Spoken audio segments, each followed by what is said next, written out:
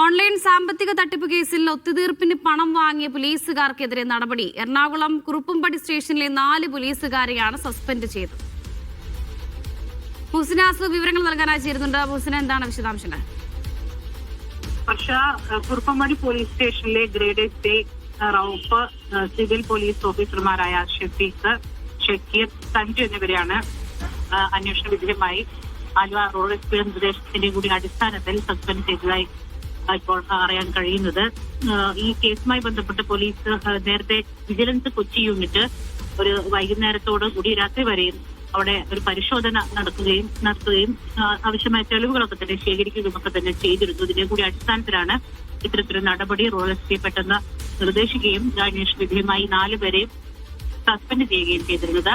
ഈ കേസിനാസ്പദമായ സംഭവം ഗുജറാത്ത് കേന്ദ്രീകരിച്ച് നടന്ന ഒരു ഓൺലൈൻ തട്ടിപ്പുമായി ബന്ധപ്പെട്ടാണ്. ഗുജറാത്തിലെ 2 പോലീസ് ഉദ്യോഗസ്ഥർ ഇവിടെ പോലീസ് സ്റ്റേഷനിലെത്തി ഇവിടുത്തെ പോലീസുമായി സഹായം തേടിയിരുന്നു. അതിനുശേഷം പ്രതികളെ ഇവിടുത്തെ പോലീസുകാർ കണ്ടെത്തുകയും ചെയ്തു. ഈ പ്രതികളിൽ നിന്ന് ഏകദേശം 6 ലക്ഷത്തോളം രൂപ ഈ പണമായി വാങ്ങി ആ കേസിൽ നിന്ന് ഒഴിവാക്കാൻ എന്നുള്ള ഒരു ധാരണയിലേക്ക് എത്തി എന്നാണ് ഉയർന്നു വന്ന പരാതി.